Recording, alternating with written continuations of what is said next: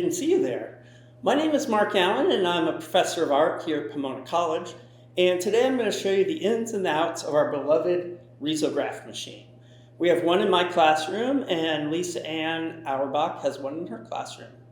The Risograph is an interesting piece of technology. It was invented in Japan before the invention of the color copier, and it's a bit of an evolutionary dead end, much like our appendix. Its primary use now is for something like a school or a church that needs to print 10,000 of the same thing inexpensively.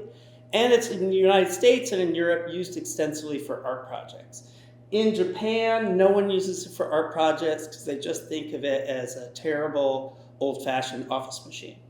So the way the Risograph works is it has a drum for each color. So if I want to print a full color image, I would actually be switching the drums in and out. This is similar to something like offset printing, where each color is printed one at a time. The reason that I like the Riso printer is it's very fast, it's very affordable to make a lot of copies, and it has a saturation of the ink that is unmatched by other kinds of office printing technologies. So I find this surprising for a machine that is so user-friendly, but the on-off switch is a bit difficult to locate. So if you come in and the machine is off, what you're going to do is look for the on-off switch, which is on the lower right side of the machine here. Press the button up and the machine will turn on. The Riso machine prints one color at a time. So when we want to change the color, we have to swap out the drums. Currently, there's a black drum in there, and I want to do this print in blue. So I'm going to need to switch the black drum with the blue drum. So to change the drums, what I'm going to do is open the front door, and then this light should be lit. If this light isn't lit, if it's not blue, you can press the button and it will turn blue. One feature I really like about the Riso is everything you interact with parts-wise is blue. So we'll see here, this is the drum I'm going to take out, and we can see it's got a blue spot that's telling me that's where I interact with it. So I'm going to press down on this, and then I can pull the drum out. You can see on this other side, there's another blue handle. I'm going to lift the drum, and I'm going to place it in an empty box. So we have one less box than we have Riso drums, because one Riso is always living inside the machine. So basically when you're changing colors, you need to swap a color that's in a box to free up the box. So now what I've done is I've got the black out of the way, and I'm going to open up the drum that has the blue one in. And I can tell it's the blue one because I can see through this window, but admittedly, sometimes it's hard and you have to look at 3 or 4 drums to find the exact one. All right, so I'm going to unlatch it here, and I'm going to pull out the blue drum. The blue drum is going to go with the ink tube facing me, and I'm going to put it carefully before these 2 metal tabs. Okay? Once I put it in place, I'm going to gently but firmly push it in until I hear a click. And you'll hear a little beep sound once it's activated. So at this point, we now have the blue ink in the Riso machine. I'm going to close the door. So something that is super counterintuitive about the Riso is that the image is not inside the machine, the image is on the drum. So if we look at the drum, the blue drum we just loaded into the machine, we can see this piece of paper here. This is the stencil or the master that produces the image. So what the Riso machine does when we're making a master is it cuts a bunch of tiny little holes in this paper, and that allows the ink to come through the drum where we want it and not where we don't want it. This stencil remains on the drum until someone makes a new stencil. So if I put it in the machine now and I press start, we're going to see whatever the last person printed. So let's check that out. Press it until we get a nice click. Close the door. And now let's see what we're going to get out of here.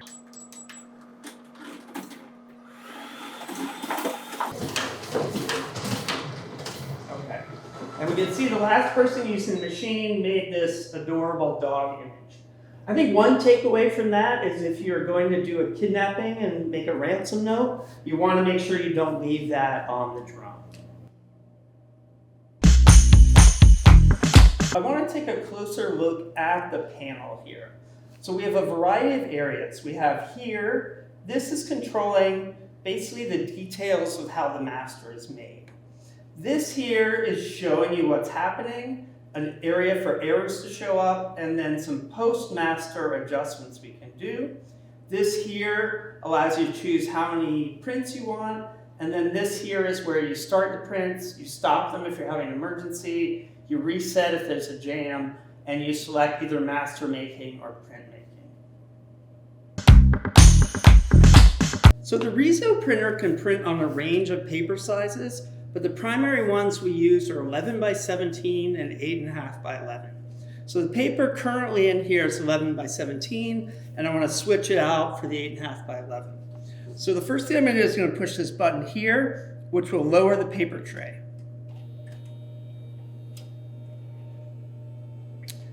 Once the paper tray is lowered, I can take out my old paper and put my new paper in.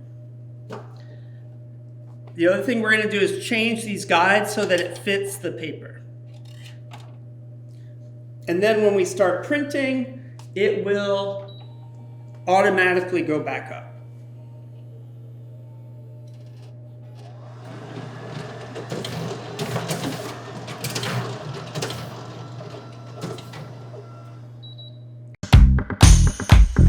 The Riso machine can print from the glass, like a copy machine, or can print from a computer. Typically, we print from the computer much more often than from the glass because it gives us a lot more control, but I want to show you how to do this method in case maybe you have a drawing you did by hand or a pencil sketch and you want to make a Riso print out of it. So to print from the glass, I'm going to take my image. Here I'm just grabbing a couple leftover Riso prints, and I'm going to center them on the white arrow. So I'm going to center them here and here. And there's also some numbers here. I know this paper is 11 inches high, so I'm going to make sure it's lined up with the 11 here. Okay. Once it's on the glass, I'm now going to make a master, put a new stencil on it. And so to do that, I want to make sure this button that says master making is lit blue. And I want to go ahead and tell it how many initial copies I want. So I will hit 1. When it's all ready, I'm going to hit start, and that will begin the process of making the master, which will take a minute. The Riso has 2 ways of reproducing images. One is called line, and one is called photo. Line is basically a bitmap. Every spot is either 100% white or 100% black. So if you have a photo with no tone in it, maybe it's just straight lines, maybe it's text that you want to be really crisp, you can shoot it with line. If you're doing something that has any tone in it, any kind of grayscale, you're going to copy it with photo. All right, I'm now ready to print to the Riso machine from the computer in the classroom. And I'm going to open it in Illustrator, although you can also print from Photoshop or Preview. That process is slightly different, but the concept's the same. So I make sure I'm printing the layer I want and that the size is right, and then I'm going to go to File, Print, and I want to just make sure that the paper size is what I want. I often do fit to page because sometimes my images are slightly too big, but probably the better thing to do is scale your things correctly and do not scale. But here, because I'm doing the cover of something and it doesn't need to have perfect registration, I'm just going to go fit to page. And then there's one other thing, which is under setup. I'm going to pull down this menu to coloring. And with the Riso machine, just like from printing from the glass, you have some options of how to print it. So remembering that line is for something that has no gradients in it, and photo is for things that have some gradients in it. There's also a choice between screen covered and grain touch. The difference between them is fairly subtle. Basically, with screen covered, it's like a halftone like we do in screen printing. And So there's small dots of varying sizes that make the image look from white to black with gray in the middle. And then Grain Touch uses smaller dots distributed in a slightly different way that makes it, I don't know, it looks a little bit softer. It's a slightly different vibe. But I guess the takeaway is if you're layering colors, I recommend doing screen covered. And if you're not and you like the look, then you can do Grain Touch. You may not even be able to tell the difference. So I'm going to choose here screen covered. I like the frequency of 71 because it has more detail than 43. And sometimes 106 can get a little clogged feeling for me, but that is your choice. Okay, so I'm going to hit print. And then I'm going to hit print here. And it will send the file over. And if all goes well, the Riso machine will start making noise. Okay, that noise tells us that the Riso machine is now printing the master for this file. So first we're going to set it to line just to see what happens when we have a non-line thing. So the button is here, and we can see I'm toggling between the line setting and the photo setting. So with it set on line, I'm going to now make the master. So the master is the process of getting the image from the glass or from the computer onto the drum. So I'm going to make sure this is set to master making, and then I'm just going to hit start. This will take a minute.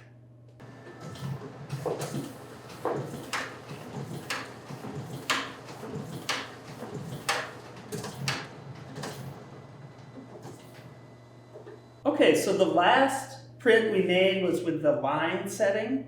We're going to switch it now to photo. Now we see this a little blue light next to photo. And we're going to set it to master making over here. We need a certain number of prints to make a master. I'm going to choose 1, and then I'm just going to hit the start button, and it will begin the process of making the master. And you can see the progress bar there showing you how long it needs to do it.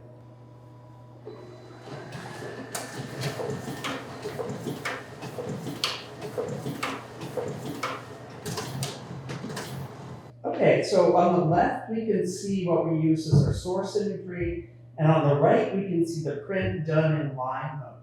And as you can see, the print is very high contrast, and the gradient that we're seeing here and here is transformed here into a pretty much a hard edge. So whereas this one, which is printed in photo mode, we can see it's a lot less contrast. The darks aren't as dark, but we've recovered that gradient in the image that was in the original. You will notice here, see how the image is a little bit broken up? This can happen for 2 reasons. One is sometimes you have to run a number of prints through for the drum to fully ink up, but it may also mean that this roller needs to be serviced, that it's not putting enough pressure on there to get a clean image on the edge. So hopefully by the time you see this video, I will have resolved this problem. The process of Riso printing tends to generate a lot of excess paper. We have to do test prints, things go wrong, we're trying to fix registration. And so in an attempt to use this paper, I've made 3 boxes for you. This one is for blank paper. If you see a random piece of blank paper, it's going to be hard to find its family, so those can just go in here like that. This we have paper for test prints. So paper that's been printed on one side, but not on the other, can go in here. So when we need to do our next round of printing, we can do our tests on this side. Finally, paper which has been printed on both sides can simply go into the 2-sided misprint box. And usually at the end of the semester, either I or my students will make a project out of it. Now I want to tell you about the various errors that can happen, where to locate the source of them, and how to resolve them. So this part of the Riso printer will show you where the error is emerging from, and it may have extra information here. So if we look at it now, we can see there's a little white light right at where the entrance panel is. That means the front panel was left open. So I'm going to just close the front panel, and now we can see the error light went away. Another error that's really common is not having paper in the printer. So if this light is lit up here by the paper feed icon, you just have to put some paper into the printer. That kind of error can be resolved simply by fixing the situation. Unfortunately, during printing, we will also sometimes encounter errors, and those are paper jams. So the paper can jam coming into the machine, in which case you'll get an error like this. Okay. You're going to be printing.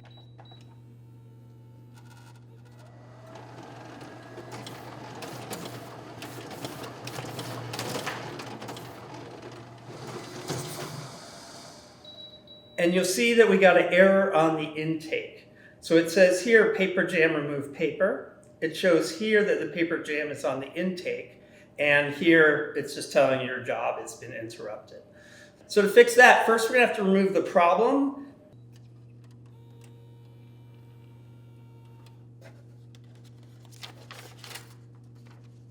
I've removed the paper jam, but you'll see that the error is still there. So in this case, what I'm going to go ahead is go around and press the reset button.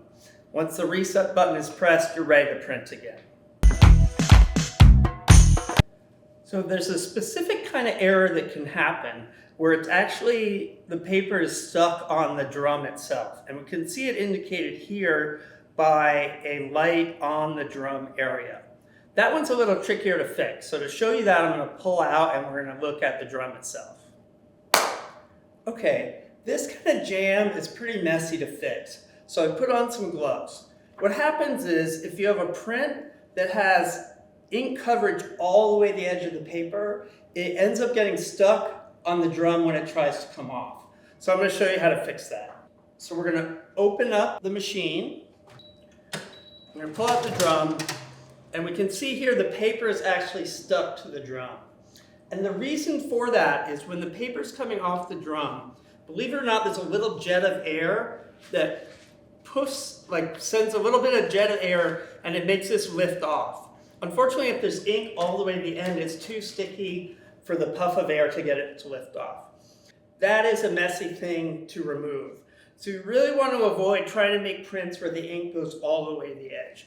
So I'm going to throw this out and I'm going to take off the gloves. A common problem that can happen is you hit print at the computer and nothing happens with the Riso. That is almost always because of a communication error. So this interface light should be solid blue. If it's blinking blue, it's confused about something, which can be resolved simply by turning it off and then turning it back on again. Solid blue, you should be ready to print. If the light isn't on at all, it means it's not expecting to talk to a computer, so it won't listen to the computer. So you want to make sure this is not blank or blinking. Solid blue is what we'll print. Another issue you may encounter is the screen may say replace master roll. So the stencils that go around the drum, the masters, there's a limited number at a time. And when the roll of the masters are empty, we have to put a new one in. So to do that, you're going to open the front. And then this button is to open where the masters are. And the new master will go in here. So this still has a perfectly good master, but I'm just going to unroll it to show you how it works. So the first thing you're going to do is open this up. Then you're going to press this button. That releases the roll. And then the new roll, and we can see this is the master material. The new roll is going to go in with this end to here. And then you're going to click this in to hold it in place. I've never done this upside down, but I'm going to do it now.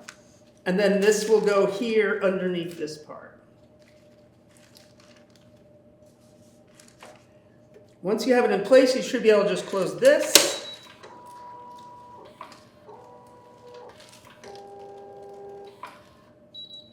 And then close the door. And your masters are ready to go. The other master-related problem you may encounter is the master disposal box may be full. So the process of making the master, it pulls one off that roll that we just looked at, and then it throws away the old one into this disposal box. So to open this, I'm going to press down on here, pull it out. You can see here are all the used masters. Then I'm going to press this down and simply throw them in the trash. Now this can go back in. And you'll notice, once again, all the parts we manipulate are colored blue. In Riso printing, we think of full color as fluorescent pink, yellow, and blue. For screen printing or for a laser printer, you're going to do cyan, magenta, yellow, and black. So the fluorescent pink is the closest that Riso has to a magenta. And the reason I don't usually do black is because it can make the image a little bit muddy. So if you need a really heavy black, you may want to add a black layer, but typically I find it adequate to do yellow, fluorescent pink, and blue. So the Riso machine currently has the blue drum in, so I'm going to pull that out and switch it with the yellow drum.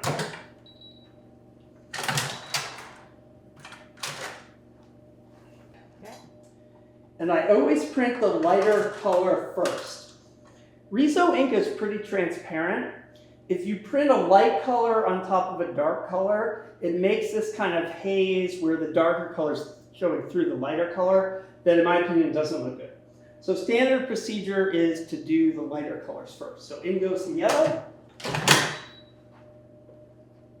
So here I'm going to show you how to print from the computer. In this case, I'm also going to try to print simulated full color. So I have my original image here, and using software that's in another demo, Spectralite, I've broken this image into pink, yellow, and blue. And by printing those three colors on top of each other, I should get something close to a full color image. When I'm printing multiple colors, I'm always going to start with my lightest color first. The first color I'm going to print is yellow. So here I'm going to select the coloring, I'm going to select photo, and I'm going to set it to grain touch. And then I'm going to print. Okay, so our yellow layer has come out, and you'll notice I'm printing this on paper that's been printed on one side, so I'm not wasting good paper on my testing.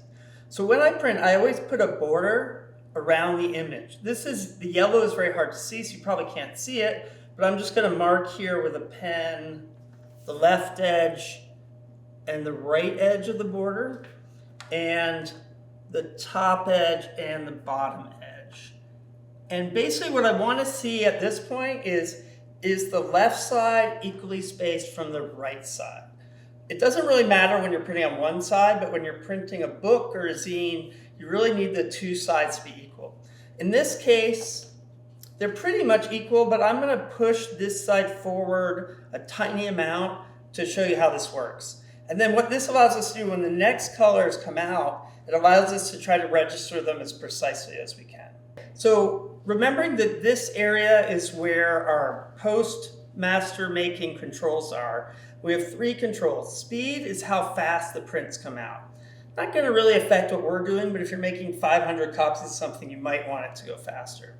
Density is how dark the image is. This, in my opinion, has very little effect. Print position actually affects where the print is made on the page. And I'm going to move this up by just 1/64 of an inch to try to get those two lines on my print equal. And what's nice about this is this stays with the drum. So if I take this drum out and I come back later, the drum is still going to know that it needs to be pushed forward 1/64 of an inch until someone makes a new image on it. Okay, now I'm going to put in the pink drum since I've finished the yellow roll. Push that in. And now from the computer, I'm going to print the pink layer. Okay, now I've added the pink layer. Now, if I look at the registration mark for the yellow, which I'm going to draw over so you can see it better on camera, it is offset from the pink. So what I'm going to do is I'm going to push the pink forward this amount.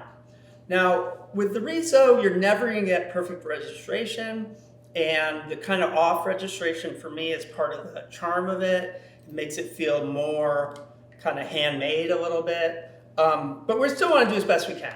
So just as I adjusted the yellow forward 1/64 of an inch, I'm going to try to move this forward a little bit more. So I'm going to go again to print position, and I'm going to push this forward I don't know, maybe a 1/16 of an inch. Now this isn't going to be perfect because sometimes the paper shifts, but let's see how we do with that.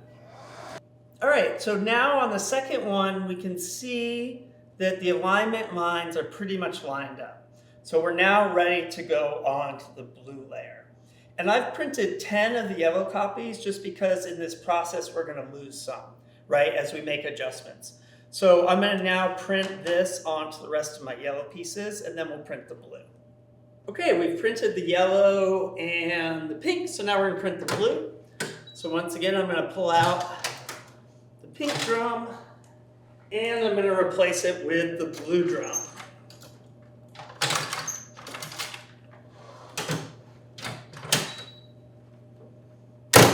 All right, and now we have the blue layer, and we can see it's pretty off-registered. So we can see the blue line there and the pink line there. So I'm going to once again adjust it forward. The pink was advanced 1/16, so I think I'm going to do this at, let's try 3/32. And I want to remind everyone, this is not happening with the computer or the master. This is just information to the drum to where to shift the image while printing. So to me it looks, definitely it's still off, so I'm going to advance the print position to, let's try 3/32 and see how that goes. Okay, here's the second print, and we can see we've got it much better aligned than before. And you can see the print looks better, like the color is where it should be. One thing I would say is we might have pushed it just a little too far, but there's going to be some variance. Like the movement of the paper means you can't necessarily get registration more tight than like a 32nd of an inch. But just for the heck of it, I'm going to bring it back 1/64 to 5/64 and see if that looks any better.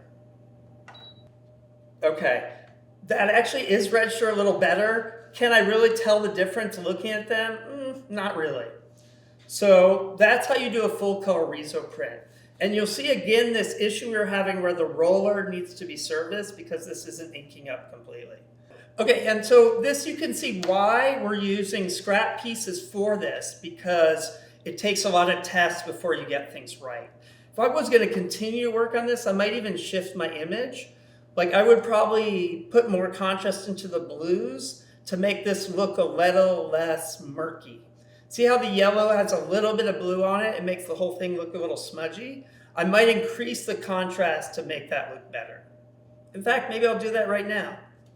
On the left, we see the second print where I've increased the contrast of the blue. So areas that had just a little bit of blue have no blue. This makes the whole image feel more vibrant. Here on the left, we can see that yellow circle compared to the one on the right where it has that thin layer of blue on it. Here we can see the Post-it note, and then here on the right, this Post-it note just looks a little muddier. If you have sheets of paper that have roller marks and you want them gone, they're actually fairly easy to erase. Here I have a sheet with an exaggerated roller mark. You probably, hopefully, will never see one this dark. And I'm going to use the Staedtler Mars plastic eraser. I have a box of them in the classroom. I think any eraser would work, but I like these. And then you're just going to gently erase it. Now, you're not going to be able to get it 100% clean if you have an insanely dark roller like that, but you can see the difference is kind of night and day, right? Okay, so if you are seeing roller marks on your prints that you don't want there, one option, of course, is to try to clean the roller. So to do that, we're going to look at the roller, which is right here where the paper comes in, and you can see there's a roller here, and then there's another one behind it. And what happens is if you send a print through that has slightly wet ink, it can accumulate on this little thing, which will cause the roller marks on it. So for cleaning those, we're going to use these. And there's a box of them. I guess this is a foam-covered swab. There's a box of them right to the left of the Riso machine. I'm going to use just a little bit of water. I do have a fairly toxic, not really toxic, I have a slightly unpleasant solvent that can be used, but I recommend just using water. And then if you can't get it clean, let me know and I will subject my health to the solvent. All right, So I'm just gently dragging the damp swab across, and you can see this color that is coming off. And the process is basically you're just going to do this until the swab is no longer picking up color. So you'll have to switch out swabs. And as I'm doing that, I'm going to go with a fresh swab. As I'm doing that, I'm just slowly rolling through the positions here.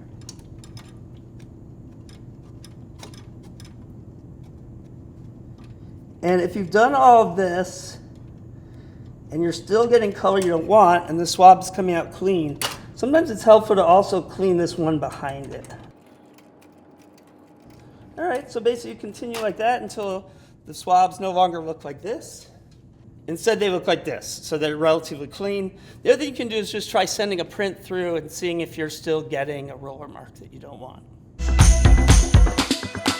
Now, the final tool in our arsenal, the Martin-Yale Jogger 400. So when you have a lot of paper, what happens is it's not perfectly even. So the papers don't line up exactly.